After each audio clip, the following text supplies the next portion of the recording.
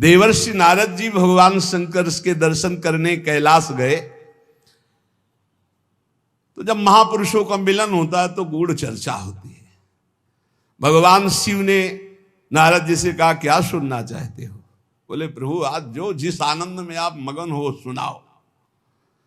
भगवान शिव ने कहा, यथा ब्रह्म स्वरूपस्य श्री कृष्ण प्रकृति परः तथा ब्रह्म स्वरूपाचा निर्लिप्ता प्रकृति पराः आविर्भाव स्थिरो भावस तस्याह कालेन नारद नाकृतिमा च सा नित्या सत्य रूपा यथा हरि। हम तुम्हें राधा जस सुनाते हैं। आज भगवान शिव कह रहे हैं, जैसे ब्रह्म स्वरूप श्री कृष्ण प्रकृति से परम अतीत है, ऐसे ही ब्रह्म स्वरूपा निर्लिप्ता प्रकृति से अतीत ये श्री राधा है। नारद जब समय समय पर भगवान अवतार लेते हैं तो उनके साथ उन्हीं के अंश से ये राधा किशोरी अवतार लेती है।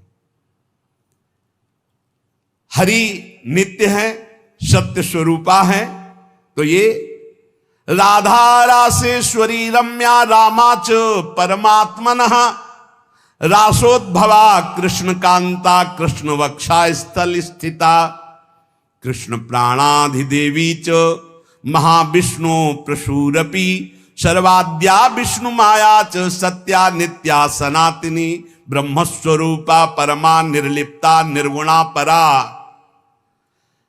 परमात्मा की परा देवी ये राधा है, ये रासेश्वरी, ये रम्या, ये रामा, ये कृष्ण कामिनी, रासोद्भवा कृष्ण कांता कृष्ण वक्षा स्थल स्थिता कृष्ण प्राणाधि देवी, और इन्हीं से महाविष्णु का प्रादुर्भाव होता है। ये महाविष्णु की भी जननी है। सर्वाद्या विष्णु माया च सत्या नित्या सनातनी ब्रह्मस्वरूपा परमा निर्लिप्ता निर्गुणा परा।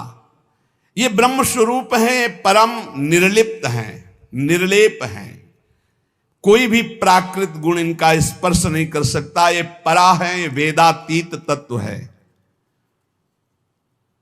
नारद अंतरंगैस्तथा नित्य भूतैस्तैश्चिदादिभिः गोपनादुच्यते गोपी राधिका कृष्ण वल्लभा। ये श्री कृष्ण प्रिया राधा अपनी चैतन्यता से ही सबको चैतन्यता प्रदान कर रही है। जितनी शक्ति है जिसमें भी, जितनी जहां तक, वो सब इन्हीं से प्रकट है। और ये सबसे विलग भी अत्यंत रहस्य है, गोपनीय है, इसीलिए इनका शास्त्रों में एक नाम गोपी कहा गया है। गोपनाथ दुच्यते गोपी राधिका कृष्ण वल्लभा। ये जो कृष्ण वल्लभा श्री राधा है, इनको गोपी कहा गया। क्यों? बोले गोपनाथ दुच्यते, ये बड़ी रहस्यमयी है, ये बड़ी गोपन वस्तु है।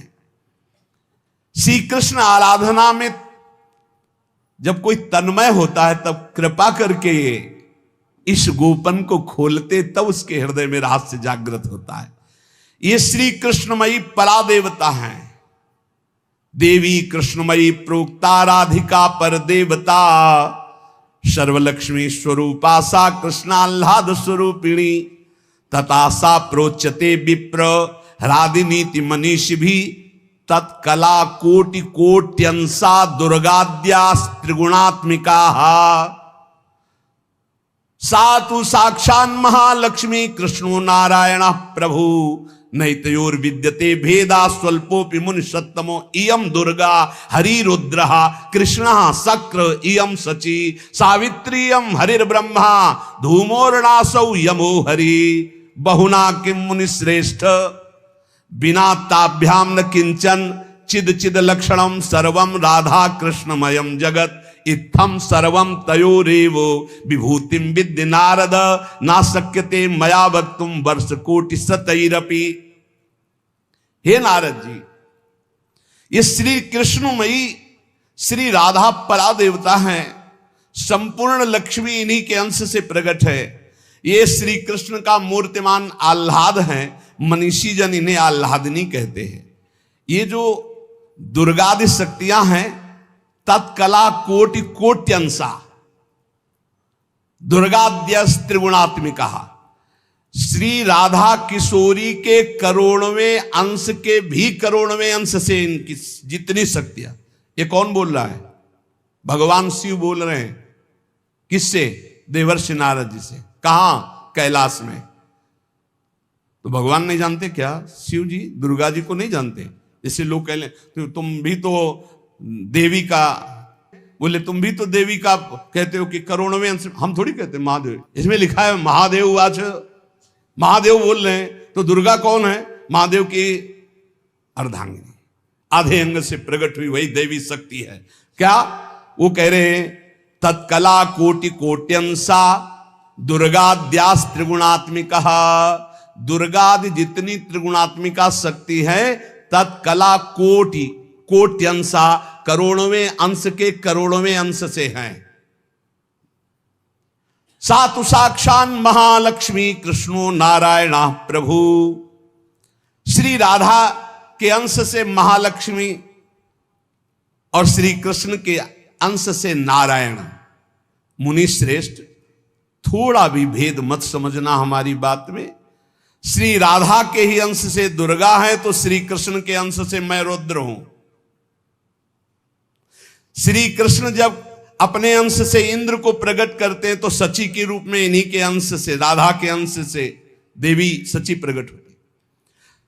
जब ब्रह्मा के रूप से मेरे प्रभु श्री कृष्ण के अंश में ब्रह्मा जी, तो यही देवी सावित्री ब्रह्माणी के रूप में राधा जी के अंश से। जब श्री कृष्ण धर्मराज के रूप में तो इन्हीं के अंश से धूमोरणा के रूप में। और क्या कहा जाए नारद जी, तुमसे क्या बताऊं, चेतन अचेतन जितना जगत है सब राधा कृष्णमय है। इनकी विभूतियों का वर्णन मैं यदि 100 करोड़ वर्षों तक करूं तो भी नहीं कर सकता। ऐसे राधा कृष्ण की अपार महिमा है।